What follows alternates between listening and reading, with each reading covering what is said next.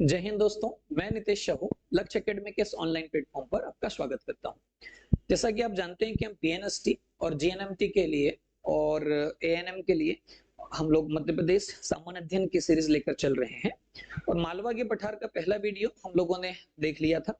आज उसी के आगे के पार्ट को हम देखेंगे।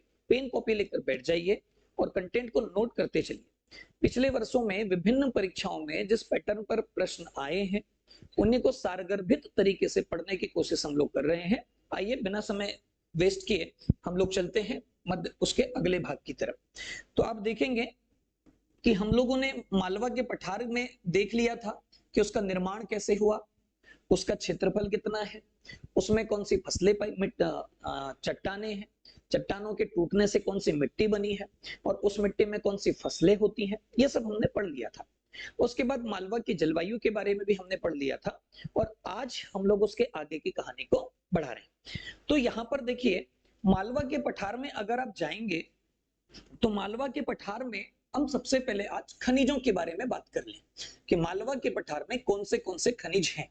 देखिए, खनिज उन क्षेत्रों में अच्छे पाए जाते हैं जिन क्षेत्रों में ग्रेनाइट चट्टानें ज्यादा होती हैं।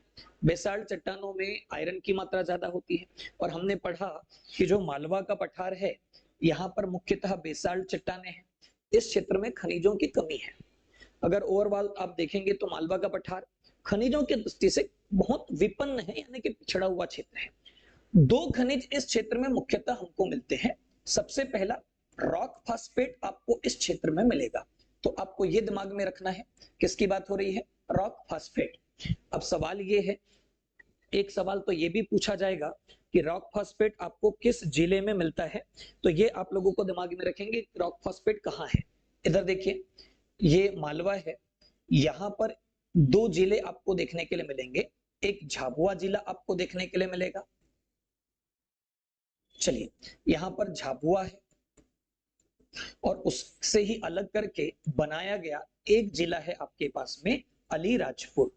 तो ये जो झाबुआ और अलीराजपुर नाम के जो दो जिले हैं, यहां पर आपको रॉक फास्फेट के भंडार मिलते हैं। यदि आपको पूछ लिया जाए प्रश्न परीक्षा में कि रॉक फास्फेट का सबसे ज्यादा उत्पादन करने वाला जिला कौन सा है, तो वो जिला है अलीराजपुर। तो यहां पर एक सवाल आपका बन गया कि मध्य प्रदेश में रॉक फास्फेट का सर्वाधिक उत्पादन कौन करता है, अलीराजपुर करता है। ठीक है, अब दूसरे खनिज की तरफ हम चलें तो दूसरा खनिज जो इस क्षेत्र में पाया जाता है वो है एस्बेस्टास। अब इसको भी समझते हैं और ये भी अगर एक जिला आपको लगाना है तो एस्बेस्टास भी अलीराजपुर जिले में ही इसका उत्पादन होता है। चलिए, तो ये दोनों जिले आपको दिमाग में हो गए। अब सवाल ये है कि इनका उपयोग क्या होता है, आपको डायरेक्ट एग्जाम में आ जाएगा और इसको थोड़ा सा लिंक करके पढ़िए कि भाई ये जो खनिज हो रहे हैं इनका उपयोग क्या है। यहीं पर अगर इंडस्ट्री पढ़ लेंगे इनकी तो आपको बहुत आसानी हो जाएगी। तो देखिए, यहाँ पर एक जिला है गुना। तो गुना जिले में, ये गुना जिला है और गुना जिले में नेशनल फर्टिलाइजर लिमिटेड नाम का एक कारखाना हमने लगाया है। नेशनल फर्टिलाइजर लिमिटेड, ये एनएफएल का पूरा नाम है और ये कारखाना इटली और अमेरिका के सहयोग से लगाया गया है। ये प्रश्न बार बार पूछा गया है कि राष्ट्रीय उर्वरक संयंत्र गुना में किस दो देशों के सहयोग से लगा, ये इटली और अमेरिका के सहयोग से लगा। और गुना में भी एक चीज ध्यान रखेंगे, विजयपुर नाम की एक जगह है, यहाँ पर ये कारखाना मुख्यतः लगाया गया है। अब हम यहाँ करते क्या है, यहाँ से जो अलीराजपुर से हम रॉक फास्फेट का उत्पादन करते हैं उसको हम यहाँ पर भेजते हैं और यहाँ पर सुपर फास्फेट जैसे रासायनिक उर्वरकों का निर्माण किया जाता है। तो मध्य प्रदेश में रासायनिक उर्वरक बनाने का कारखाना कहाँ पर है, गुना में। देखिए, ये मालवा के पठार का हिस्सा नहीं है। हम लोग बात कर रहे हैं कि इन खनिजों के आधार पर यहाँ पर एक उद्योग लगा हुआ है। अब बात करते हैं एस्बेस्टास की। एस्बेस्टास एक रेशेदार खनिज है, अग्निरोधी खनिज है। मतलब अग्निरोधी वस्तुओं का निर्माण अगर करना है तो आपको एस्बेस्टास का इस्तेमाल करना पड़ता है। जैसे आजकल आग से बचाने के लिए ईंटों में इसका इस्तेमाल किया जाता है और जो अग्निरोधी वस्त्र हैं उनको बनाने में इसका इस्तेमाल किया जाता है। तो ये दो ही खनिज इस क्षेत्र में मुख्य रूप से पाए जाते हैं। तो खनिजों के दृष्टिकोण से पिछड़ा हुआ क्षेत्र है, ये आपको दिमाग में रखना है। चलिए, तो दो खनिज याद रह जाएंगे, दोनों का उत्पादन अलीराजपुर जिले में अत्यधिक मात्रा में होता है। इसके बाद हम आगे चलते हैं कि और कौन से खनिज इस क्षेत्र में है उनको समझने की कोशिश करते हैं। देखिए, खनिज हो गए।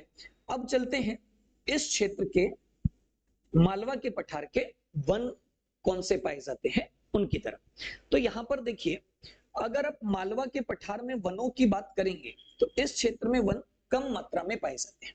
कम मात्रा में होने के रीजन है, कृषि के लिए वनों को काटा गया है, बहुत ज्यादा मात्रा में वन इस क्षेत्र में नहीं है। अब सवाल एक है, कौन से वन पाए जाते हैं, तो उसको समझिए। हम सबने एक चीज पढ़ी है कि भाई ये पृथ्वी है और यहां पर देखें ये भूमध्य रेखा, यहां पर उत्तरी गोलार्ध में 23.5 अंश नॉर्थ पर कर्क रेखा होती है और यहां पर 23.5 अंश साउथ में मकर रेखा होती है। और कर्क रेखा से मकर रेखा तक का ये जो क्षेत्र होता है, ये होता है उष्णकटिबंधीय क्षेत्र। सूर्य का प्रकाश साल भर पहुंचता है, इसलिए तापमान अधिक होता है, तो ये उष्णकटिबंधीय क्षेत्र है। और मध्य प्रदेश के मध्य के 14 जिलों से और 5 संभागों से ये कर्क रेखा गुजरती है, ये वाला हिस्सा। तो अब देखिए कि क्या मध्य प्रदेश का ज्यादातर हिस्सा उष्णकटिबंध के अंतर्गत आता है? बिल्कुल। तो मध्य प्रदेश में जो वन आपको मिलेंगे, यहां पर आपसे पूछा जाएगा कि मध्य प्रदेश में वन किस प्रकार के पाए जाते हैं। तो क्लाइमेट के आधार पर अगर आप देखेंगे तो मध्य प्रदेश में एक पहला शब्द वनों में लिख दिया जाएगा, क्लाइमेट के आधार पर उष्णकटिबंधीय शब्द लिखा जाएगा। अब इसके आगे भी है, देखिए वनों की जो निर्भरता होती है वो डिपेंड करती है वर्षा पर, कि वर्षा कितनी मात्रा में उस क्षेत्र में होती है। तो यहां पर एक बात समझ लीजिए कि इस क्षेत्र में जो वन होंगे वो पर्णपाती वन होते हैं।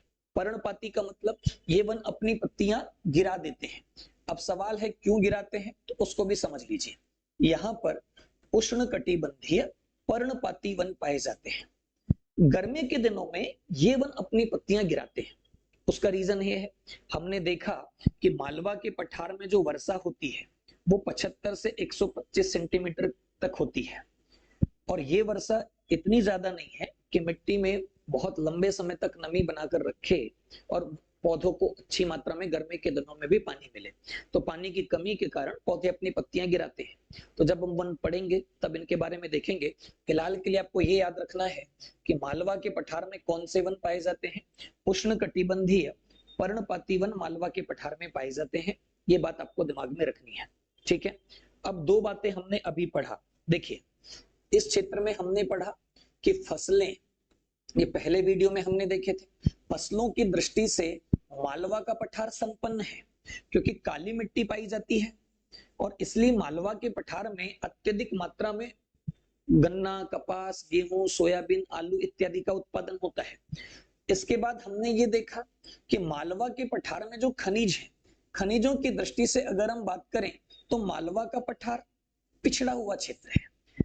इसके बाद वनों के दृष्टिकोण से बात करें तो वन भी बहुत ज्यादा नहीं है, 20 से 25% के आसपास वन पाए जाते हैं। सागौन के वन इस क्षेत्र में है, पलाश के वन इस क्षेत्र में है, बहुत महुआ के वृक्ष इस क्षेत्र में है। तो इमारती लकड़ी की मात्रा भी कम है। और आप एक चीज समझते हैं कि अगर आपको कोई उद्योग लगाना है तो उद्योगों के लिए जो कच्चा माल चाहिए वो या तो फसलों से मिलता है, कृषि से, गन्ना, कपास इत्यादि, या वनों से मिलता है, या खनिजों से मिलता है।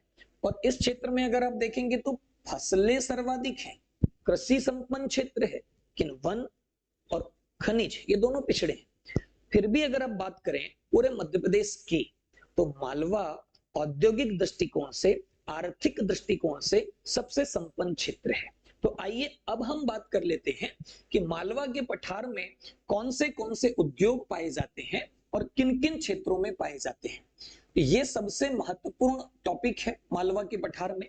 यहां से डायरेक्ट क्वेश्चन आपको पूछा जाएगा कि मालवा के पठार में कौन से उद्योग हैं और किन किन क्षेत्रों में है। चलिए, तो ये रहा मालवा का पठार। तो इस क्षेत्र में उद्योग देख लेते हैं। तो सबसे पहले हम उद्योग में शुरुआत करें पीतमपुर से। तो पीतमपुर के बारे में हम लोग चर्चा कर लें कि पीतमपुर में कौन से उद्योग पाए जाते हैं। चलिए, तो यहां पर देखिए पीतमपुर, तो आपको सबसे पहले तो ये पता होना चाहिए कि ये किस जिले के अंतर्गत आता है। पीतमपुर, पीतमपुर धार में आता है। यहाँ पर धार जिला है, तो सबसे पहले तो ये दिमाग में हो जाए कि धार जिले में पीतमपुर आता है। अब अगर आप पीतमपुर जाएंगे तो यहाँ पर ऑटोमोबाइल इंडस्ट्री सबसे ज्यादा पाई जाती है। तो एक सवाल ये भी हो गया कि पीतमपुर जिले में कौन सी इंडस्ट्री है? ऑटोमोबाइल इंडस्ट्री यहाँ पर है। ट्रक, ट्रैक्टर्स, कृषि के उपकरण इत्यादि सामान बनाए जाते हैं, ठीक है। और इसको कहा जाता है भारत का डेट्रॉयट। तो ये भी दिमाग में रखना है कि भारत का डेट्रॉयट किसको कहा जाता है? पीतमपुर को। अब इस शब्द पर थोड़ी सी चर्चा हम लोगों को करनी है कि ये डेट्रॉयट शब्द आखिर में क्या है। डेट्रॉयट एक शहर है अमेरिका का, जहां पर ऑटोमोबाइल्स ही बनते हैं, उसके अलावा कोई दूसरी इंडस्ट्री नहीं है। वैसे ही हमारे यहाँ पर अगर आप आएंगे तो पीतमपुर शहर में केवल ऑटोमोबाइल इंडस्ट्री आपको मिलेगी, दूसरे इंडस्ट्रीज बहुत कम है लेकिन कम है। और इसलिए हम डेट्रॉयट की तुलना इससे कर देते हैं और इसको कहते हैं मध्य प्रदेश का डेट्रॉयट, सॉरी भारत का डेट्रॉयट, पीतमपुर को। ये बात क्लियर हो गई। दूसरी बात, ये मध्य प्रदेश का सूखा बंदरगाह भी है, ड्राई पोर्ट हम लोग इसको कहते हैं। बंदरगाह समुद्र के किनारों पर ऐसे क्षेत्र जहां से आयात और निर्यात किया जाता है जहाजों के माध्यम से, उनको कहते हैं। अब हमने लिखा कि ये सूखा बंदरगाह है, मतलब यहाँ पर समुद्र का किनारा तो नहीं है, लेकिन यहाँ से भी आयात और निर्यात होता है। रीजन, बड़े इंडस्ट्री है पीतमपुर में, तो कच्चा सामान हम आयात करते हैं, उसका प्रोडक्शन करके उसको निर्यात करने का काम करते हैं। इसलिए कहा जाता है कि पीतमपुर मध्य प्रदेश का सूखा बंदरगाह है। ये बात क्लियर हो गई। तो एमपी का पहला सूखा बंदरगाह पूछ लेगा तो वो पीतमपुर है। किस जिले में है? धार जिले में है। इसके बाद हम बात करें तो ये मध्य प्रदेश का पहला एसईजेड है। एसईजेड यानी कि स्पेशल इकोनॉमिक जोन, हिंदी में आप इसको बोल दीजिए विशेष आर्थिक क्षेत्र। तो ये विशेष आर्थिक क्षेत्र है मध्य प्रदेश का, ये बात दिमाग में रख लीजिए। अब देखिए विशेष आर्थिक क्षेत्र क्या होते हैं, इसको भी थोड़ा सा समझने की कोशिश करें कि विशेष आर्थिक क्षेत्र किसको बोलेंगे। अगर आप यहां पर कोई इंडस्ट्री लगाना चाहते हो तो एमपी गवर्नमेंट, भारत सरकार आपको टैक्स में छूट देती है, इंडस्ट्री लगाने के लिए बहुत ज्यादा ऋण मुहैया कराती है, जमीन मुहैया कराती है, ताकि यहां से ज्यादा मात्रा में प्रोडक्शन कर सके, इंडस्ट्री लग सके। तो एमपी का पहला एसईजेड कौन है? पीतमपुर है। तो इन क्वेश्चंस को बिल्कुल दिमाग में रखिए कि पीतमपुर के बारे में और भी बहुत सारी बातें हैं, उसको उद्योगों में देखेंगे, पर मोटी मोटी बात यहां बता दे रहा हूं क्योंकि यहीं से डायरेक्ट क्वेश्चंस बनते हैं। चल, इसके बाद हम आगे चले कि इस क्षेत्र में और कौन से बड़े उद्योग हैं। तो यहां पर आ जाइए। यहां पर अगर आप आएंगे तो यहां पर रायसेन जिला है और रायसेन जिले में आपको एक औद्योगिक क्षेत्र मिलेगा, मंडी द्वीप। मोस्ट इंपॉर्टेंट है ये, इसको भी दिमाग में रखें। आपसे डायरेक्ट क्वेश्चन आ जाएगा कि मंडी द्वीप नाम का औद्योगिक क्षेत्र कहां पर है। तो मंडी द्वीप रायसेन जिले में आता है।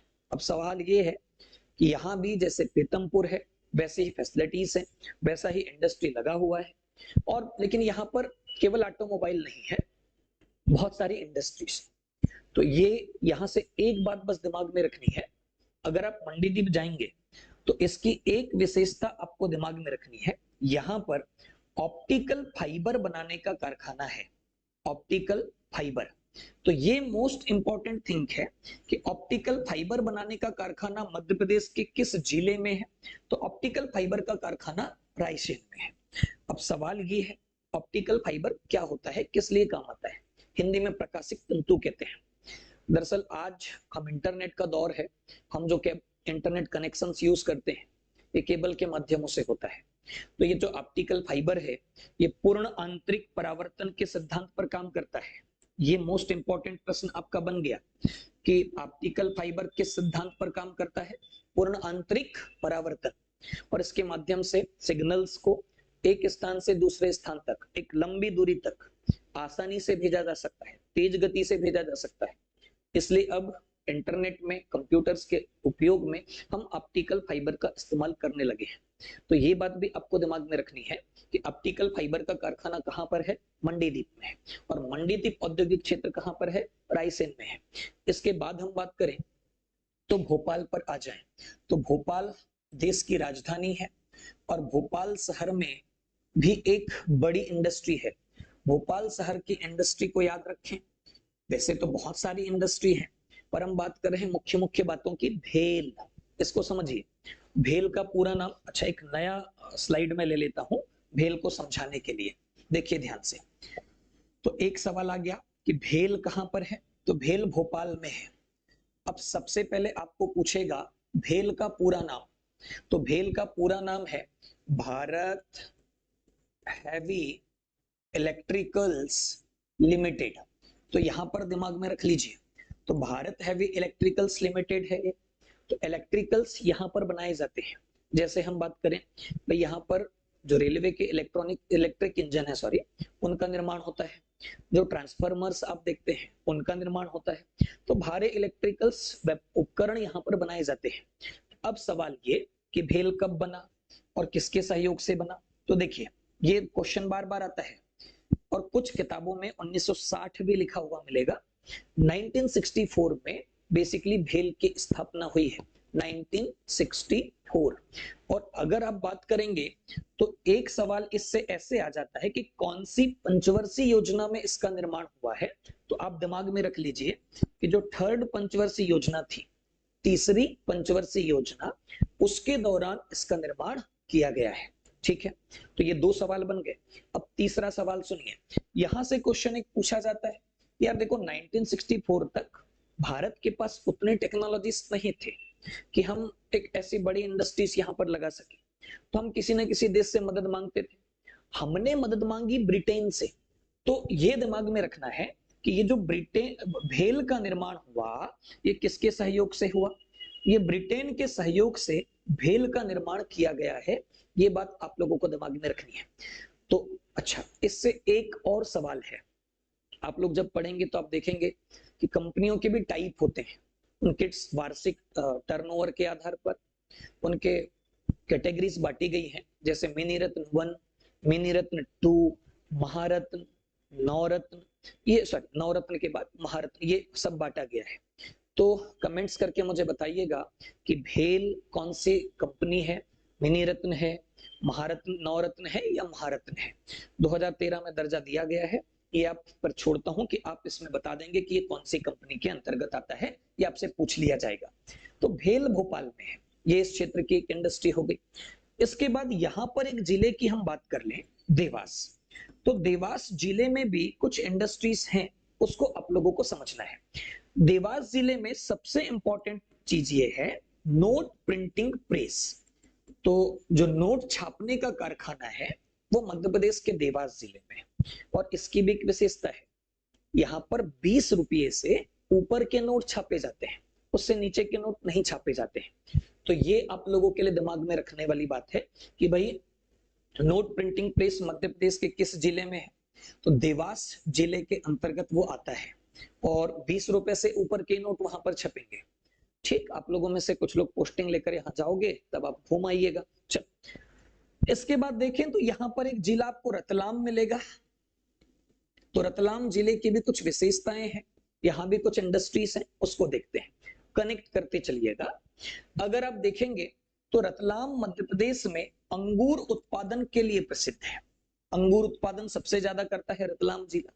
और अगर अंगूर का उत्पादन हो रहा है तो अंगूर अनुसंधान केंद्र यहीं पर स्थापित होगा। तो ये एक क्वेश्चन और बन गया आपका कि मध्य प्रदेश में अंगूर अनुसंधान केंद्र किस जिले में है।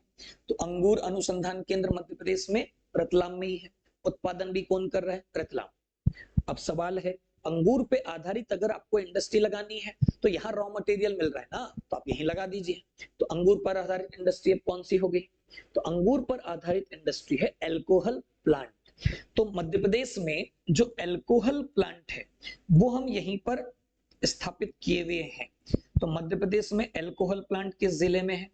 रतलाम में है। अब इसमें भी एक चीज और जोड़ लीजिए, आप देखते हैं कि जो भी आप जैसे आप ठंडा पी रहे हैं, स्प्राइट वगैरह कुछ भी, या लोग आपने देखा होगा फिल्मों में या खेल के दौरान अगर विजेता टीम उस शैंपेन को बॉटल खोलती है तो उस दौरान आप देखते हैं कि उससे झाग बाहर आता है बहुत सारा। तो क्या होता है कि जब भी बॉटलों को फ्रीज किया जाता है, उनको पैकिंग की जाती है, तो उसमें कार्बन डाइऑक्साइड गैस भरी जाती है। ठीक है, तो अब यहाँ पर एल्कोहल प्लांट है मतलब वहां पर बॉटल्स भी सील की जा रही हैं, तो यहाँ पर भी कार्बन डाइऑक्साइड भरी जाएंगी बॉटल में। तो कार्बन डाइऑक्साइड का प्लांट भी रतलाम जिले में लगा दिया गया ताकि हमको बाहर से इंपोर्ट करने की आवश्यकता ना पड़े। तो रतलाम में आप 3 चीजें कनेक्ट करते चल लीजिए यार। अंगूर का उत्पादन ज्यादा हो रहा है, अनुसंधान केंद्र हमने बना दिया, अंगूर पे आधारित इंडस्ट्री लगा दी, अल्कोहल प्लांट लगा दिया। उसके बाद हमने कहा कि भाई बॉटल पैक करनी है तो आपको कार्बन डाइऑक्साइड चाहिए, तो आपने वो भी यहाँ पर लगा दिया। तो ये चीजें आपको देखते चलनी है कि यहाँ पर बहुत सारी इंडस्ट्रीज हैं। अब सबसे महत्वपूर्ण बातों पर हम आते हैं इंदौर की तरफ, तो उसको भी समझ लेते हैं। इंदौर में भी बहुत सारी इंडस्ट्रीज हैं। यहाँ पर हो गया इंदौर जिला। अब इंदौर तो हमारी आर्थिक राजधानी है, ये मोस्ट इंपॉर्टेंट चीज दिमाग में रखेंगे कि मध्य प्रदेश की आर्थिक राजधानी कौन है, तो मध्य प्रदेश की आर्थिक राजधानी है इंदौर। आर्थिक राजधानी कहने का मतलब है, इकोनॉमिक कैपिटल कहने का मतलब है कि इससे राजस्व अच्छी खासी मात्रा में मध्य प्रदेश सरकार को मिलता है। बड़ा शहर है, बड़ी इंडस्ट्रीज है, तो ऑब्वियसली कि यहां से आपको टैक्स ज्यादा मात्रा में मिलेगा। अब सवाल ये है कौन सी इंडस्ट्री से इस क्षेत्र में ज्यादा है, आपको कौन सी याद रखनी है। इंडस्ट्री तो बहुत सारी है, हमको कुछ एक याद रखनी है। देखिए हमने पढ़ा, चलो मैं एक नई स्लाइड ले लेता हूं। ये स्लाइड लक्ष्य एकेडमी के टेलीग्राम चैनल्स पर आपको मिल जाएंगी, तो वहां से आपका रिवीजन बहुत आसान हो जाएगा। डिस्क्रिप्शन में आपको लिंक मिल जाएगी, आप उसको ज्वाइन कर लीजिए और ये रिटर्न नोट्स आप लोग फॉलो कर सकते हैं, बिल्कुल शॉर्ट नोट्स है, रिवीजन में आसानी होती है, ध्यान दीजिएगा।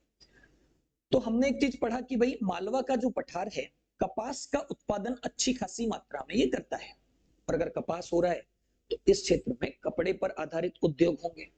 तो इंदौर जो है इसको हम लोग कहते हैं मध्य प्रदेश का मुंबई, और उसका रीजन है कि यहाँ पर कपास का उत्पादन अच्छा खासा होने के कारण कपड़ा इंडस्ट्री है। एमपी का मैनचेस्टर भी कहते हैं, तो ये मैं आपको पहले वीडियो में ही बता चुका था, तो इसके बारे में देख लीजिएगा। इंदौर में बहुत सारी चीजें हैं। यहाँ पर एक महत्वपूर्ण चीज और याद रख लीजिए, इंडस्ट्री से अलावा है इंदौर में समझने के लिए, यहाँ पर एक संस्थान है आर कैट।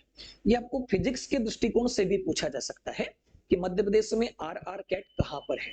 एक लाइन में समझिए ये क्या है। ये एक संस्थान है, इसका पूरा नाम है राजा, फिर आर से हो गया रमन्ना, ठीक है, फिर हो गया राजा रमन्ना के बाद सी से सेंटर फॉर, ए से हो गया एडवांस, और टी से हो गया टेक्नोलॉजी। तो आपको ये दिमाग में रखना है कि Raja Ramanna centre for advance technology ये कहां पर है, ये इंदौर में है। सवाल ये है, नाम से स्पष्ट है, राजा रमन्ना जी के नाम पर है, ये भौतिक शास्त्री थे। ये दुनिया का तीसरा और एशिया का पहला लेजर अनुसंधान केंद्र है। तो आपसे ये डायरेक्ट सवाल आएगा कि मध्य प्रदेश में लेजर अनुसंधान केंद्र किस जिले में है, तो इंदौर में है। ठीक है, लेजर यानी कि लाइट वाले कहानी है, तो उस पर हम लोग रिसर्च करते हैं, इसके डिटेल हम आगे देखेंगे। तो आर केट इंदौर में है। तो मालवा के इंडस्ट्रीज के बारे में ये मोटी मोटी जानकारी हम लोगों ने देखी।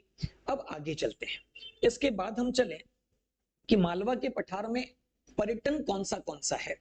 तो पर्यटन की तरफ चल लीजिए कि भाई मालवा के पठार में कौन से पर्यटन स्थल आप लोग देखेंगे।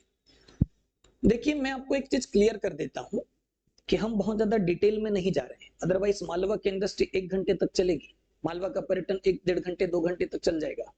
हम बात कर रहे हैं क्योंकि पेपर हमारा पास में है, तो अब मोटी मोटी बातों को ही लेकर चल रहे हैं, बहुत ज्यादा कॉन्सेप्ट भी नहीं पढ़ रहे हैं ताकि समय वेस्ट ना हो। ठीक है, वही एग्जाम पैटर्न के आधार पर क्वेश्चंस कैसे आएंगे उसके बेसिस पर कंटेंट आपको दिया जा रहा है। ठीक है, चलिए अब बात करते हैं मध्य प्रदेश मालवा के क्षेत्र के पर्यटन की। तो किसी भी क्षेत्र में अगर आप पर्यटन के लिए जाओगे तो 2-3 प्रकार उसके आप देखोगे। सबसे पहले प्राकृतिक पर्यटन क्षेत्र होते हैं, नेशनल पार्क हो गए, झरने हो गए, उद्यान हो गए इत्यादि। उसके बाद दूसरे ऐतिहासिक हो गए, अगर आप किसी किले महल इत्यादि में जाते हैं। और तीसरे होते हैं धार्मिक सांस्कृतिक भी होते हैं। तो ये 3-4 टाइप के आपको पर्यटन स्थल मिलेंगे, पर्यटन में डिटेल में देखा जाएगा। तो मालवा के पठार में क्या क्या है देखने योग्य, उसको समझने की कोशिश करते हैं, ध्यान दीजिएगा। तो मालवा के पठार में सबसे पहले हम लोग चलते हैं कि यहाँ पर दर्शनीय स्थलों में कौन है, करेंट में कौन से चर्चा में है, इस पर बात कर ले। तो भाई भोपाल भी मालवा के पठार के अंतर्गत ही आता है। तो हम देखें कि भोपाल में कौन से पर्यटन स्थल आपको देखने चाहिए, उनके बारे में बात कर लेते हैं। देखिए अगर आप भोपाल जाते हैं तो आप जाएंगे वन विहार। वन विहार क्या है, वन विहार एक नेशनल पार्क है। एमपी में टोटल नेशनल पार्कों की संख्या 11 है, उसमें से ये एक है वन विहार। इसकी विशेषता ये है शहर के बीचों बीच में एकमात्र नेशनल पार्क है, 3 in 1 नेशनल पार्क भी है, तो वो बहुत सारी बातें हम लोग पढ़ेंगे। तो जब आप वन विहार जाएंगे भोपाल में घूमने के लिए तो ये यहाँ पर मौजूद है, और इसकी एक विशेषता है, यहाँ पर सर्प उद्यान है, सांपों को पाला गया है, उनको संरक्षित करने की कोशिश की गई है। तो सर्प उद्यान वाला नेशनल पार्क पूछ लेगा, वो आ जाएगा कौन सा, वन विहार। देखिए रेप्टाइल्स पूछेगा, रेंगने वाले जीवों का, तो वो पन्ना नेशनल पार्क में आएगा, रेप्टाइल्स वाला इसमें नहीं है, इसमें सिर्फ सर्प उद्यान याद रखने हैं, ठीक है। चल, तो इसको दिमाग में रखें। वन विहार से जुड़ी हुई बहुत सारी और बातें हैं, जैसे वन विहार एक पहला नेशनल पार्क है जिसने एक जीव गोद लें योजना की शुरुआत की है। एक जीव गोद लें योजना का मतलब है कि किसी भी एक जीव का खर्च कोई भी व्यक्ति, कोई भी संस्था आदि उठाती है ताकि जीवों के संरक्षण में बहुत सारी मदद मिल सके। तो ये भी सवाल पूछा जा सकता है कि एक जीव गोद लें योजना किस नेशनल पार्क से शुरू हुई है, वन विहार से। अब जब आप वन विहार जाएंगे तो भोपाल इसी के निकट क्या है वो देखिए। तो वन विहार जैसे ही पहुंचते हैं तो यहाँ वन विहार इस क्षेत्र हो जाता है, और वन विहार के इस वाले छोर पर आप देखेंगे कि झील है। तो यहाँ पर भोजताल मौजूद है, भोजताल इस क्षेत्र में मौजूद है। तो भोजताल जो है, ये इसको बड़ी झील भी आप लोग कहते हैं, ठीक है। तो ये जो भोजताल है यहाँ पर, तो ये हमारे लिए चर्चा, ये हमारे लिए काम का है। अब रीजन देखें क्यों काम का है। एक्चुअल में ये आर्द्र भूमि क्षेत्र है, आर्द्र भूमि क्षेत्र, आप इसको अंग्रेजी में वेटलैंड कह सकते हैं, या इसी को आप लोग एक और नाम से बुलाते हैं, रामसर क्षेत्र। अब ये क्या है, एक लाइन में बस समझ लीजिए इनको। 2 फरवरी सन 1971 को ईरान के, यहां ईरान है, रामसर शहर में, ईरान के रामसर शहर में आर्द्र भूमियों के संरक्षण के लिए एक समझौता हुआ, ताकि हम नमी वाले क्षेत्रों में जैव विविधता को बचा सकें, और उसी के अंतर्गत रामसर क्षेत्र घोषित किए जाते हैं। तो इसको कभी हम देखेंगे डिटेल में, आज सिर्फ इतनी ही बातें हम बात कर लेते हैं। तो भोजताल रामसर क्षेत्र में शामिल है, और ये शामिल हुआ वर्ष 2002 में। तो एमपी का पहला रामसर क्षेत्र भी यही है, भोजताल, ये दिमाग में रख लीजिए। तो आपसे पूछ लेगा एमपी का पहला रामसर क्षेत्र भोपाल में भोजताल किस वर्ष शामिल हुआ, 2002। और इस समय एमपी में 4 रामसर क्षेत्र हैं, उसमें से 3 मालवा में है। पहला तो भोपाल हो गया, दूसरा इंदौर पे आ जाइए, सिरपुर तालाब, ये एमपी का सबसे छोटा रामसर क्षेत्र है या वेटलैंड है। और फिर एक है यशवंत सागर, यशवंत सागर भी यहीं पर है, इंदौर में। तो ये 3 रामसर क्षेत्र आपके मालवा में हो गए। चौथा फिर सांख्य सागर शिवपुरी में है, उसके बारे में हम आगे देखेंगे। तो अगर आप भोपाल जाते हैं तो भोजताल देखेंगे, वन विहार देखेंगे। फिर भोजताल में और भी बहुत सारी ऐतिहासिक इमारतें हैं जो भोपाल की महारानियों के शासनकाल में बनी है, उनके बारे में फिर बाद में हम चर्चा करेंगे जब पर्यटन पढ़ रहे होंगे। इसके बाद अगले पार्ट पर अगर हम चलें कि मालवा में और कौन सी देखने योग्य चीजें हैं, तो उस पर हम लोग बात कर लेते हैं। देखिए अब आ जाएं इसके बाद, जैसे इंदौर की अभी हमने बात किया कि भाई इंदौर में 2 रामसर क्षेत्र हैं, एक सिरपुर रामसर क्षेत्र है और दूसरा है यशवंत सागर, ठीक है। इसके अलावा आप इंदौर जाइए तो इंदौर में आपको एक अभ्यारण्य मिलेगा, राला मंडल, ये मोस्ट इंपॉर्टेंट है। आपसे पूछ लेगा राला मंडल अभ्यारण्य ये कहां पर है, तो राला मंडल अभ्यारण्य इंदौर में है। विशेषता भी है, एमपी में इस समय 24 अभ्यारण्य हैं और इनमें राला मंडल सबसे छोटा है, शहर के बीच में है। बहुत सारी विशेषताएं राला मंडल की भी है।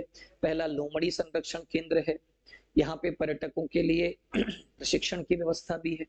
यहाँ पर एमपी का पहला बांस एम्पोरियम भी है, तो बाद में हम लोग चर्चा कर लेंगे, ठीक है। तो इंदौर में ये आपको घूमने के लिए मिल जाएगा। इसके अलावा इंदौर में झाड़ी दहा जैसे जलप्रपात हैं, वो घूमने मिल जाएंगे। ऐतिहासिक इमारतों में होलकर वंश के बहुत सारे महल आपको मिल जाएंगे, जैसे राजवाड़ा आप यहाँ पर घुमाइए। तो इम्पोर्टेंट यही है कि राला मंडल अभ्यारण्य, इससे बहुत सारे क्वेश्चन आ सकते हैं, तो ये आप लोगों को दिमाग में रखते चलना है, ठीक है। इसके बाद हम आगे बढ़ते हैं। खजराना गणेश मंदिर भी इंदौर में है। तो ये बहुत सारी चीजें आपको यहाँ पर देखने के लिए मिल जाती हैं, ठीक है। इसके बाद में हम चलते हैं और भी पर्यटन क्षेत्रों की तरफ जो इंदौर में है। तो आ जाइए, एक नया स्लाइड में ले लेता हूं। तो आप देखेंगे कि धार चलते हैं। धार में भी कुछ चीजें देखने के लिए हैं, तो वो आपको एग्जाम के दृष्टिकोण से काम आएंगी। धार, तो अगर आप धार जाते हैं तो धार में एक अभ्यारण्य है सरदारपुर। तो सरदारपुर अभ्यारण्य किस जिले में हो गया? धार। अब ये आपसे डायरेक्ट पूछ लेगा, इसको ऐसे याद रख लीजिएगा, धार सरदार, आसानी से एग्जाम में कनेक्ट हो जाएगा, ठीक है। अब सवाल ये है कि यहाँ हम क्यों इसको पढ़ रहे हैं। तो मध्य प्रदेश का जो राजकीय पक्षी है, आप इसको कहते हैं शाह-ए-बुलबुल, या इसी को आप बुलाते हैं दूधराज, या इसी को आप बुलाते हैं पैराडाइज फ्लाई कैचर के नाम से, ठीक है।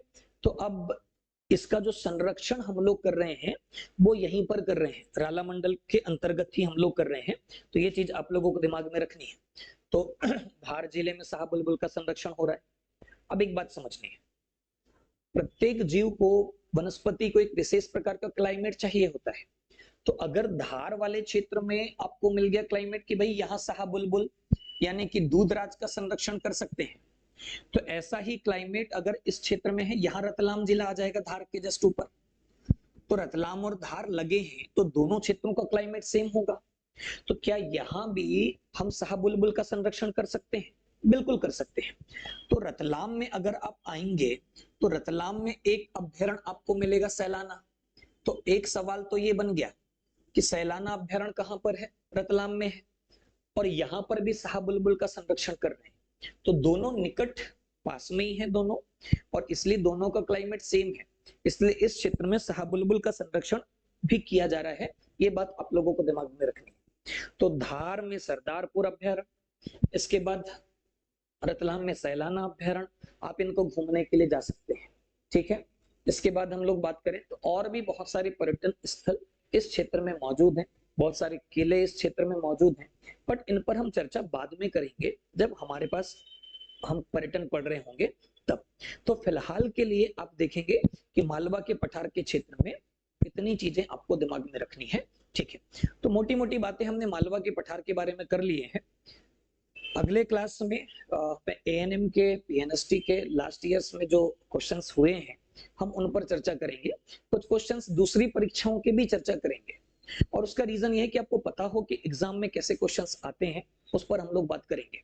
तो तैयार रहें। आपसे एक निवेदन और है कि क्या कंटेंट आता है, आपको कौन सा टॉपिक पढ़ना है, मुझसे आप कमेंट्स में करके बता दीजिए, तो उसके हिसाब से हम पढ़ेंगे। और जाते जाते एक बात आपको समझनी है, अगर इन पठारों को जिस दृष्टिकोण से हम पढ़ रहे हैं आप इसी दृष्टिकोण से पढ़ते चलेंगे ना, तो जब आप पूरे पठार कंप्लीट कर लेंगे तो आपको इस क्षेत्र की बहुत सारी चीजें, एक बहुत बड़ा मध्य प्रदेश का पार्ट आपका कवर अप हो जाएगा मोटा मोटा। अच्छा चलिए, एक चीज मैं और यहीं पर जोड़ देता हूं, इस क्षेत्र की जनजाति पर भी हम लोग चर्चा कर लेते हैं कि इस क्षेत्र में कौन सी जनजाति पाई जाती है। ये इंपॉर्टेंट है आप लोगों के लिए कि कौन सी जनजाति इस क्षेत्र में है। अब देखिए, ये मालवा का पठार है, यहाँ धार, झाबुआ, इस क्षेत्र में अगर आप बात करेंगे तो इस क्षेत्र में मध्य प्रदेश की सबसे बड़ी जनजाति पाई जाती है भील। यहां पर ध्यान दें, ये मध्य प्रदेश की सबसे बड़ी जनजाति है, सबसे बड़ी जनजाति, यानी कि इसकी जनसंख्या बहुत ज्यादा है मध्य प्रदेश में। मध्य प्रदेश में टोटल अगर आप देखोगे तो मध्य प्रदेश की जनजाति, सॉरी, कुल जनसंख्या में 21.1% जनसंख्या जनजातियों की है। एक मिनट, इसको मैं यहां से मिटा दूं ताकि आप कंफ्यूज ना हो। मध्य प्रदेश की जितनी भी जनसंख्या है 72, 62, 68, 09, ये मध्य प्रदेश की जनसंख्या है, और इसमें से 21.1% ये है जनजातियों की संख्या। 21.1%। ये डायरेक्ट पूछेगा कि एमपी की जनसंख्या में जनजातियों का प्रतिशत कितना है, 21.1, और उनमें भी सबसे बड़ी कौन सी है, भील। तो ये आपको दिमाग में रखना है। देखिए, कंफ्यूजन से बचिए।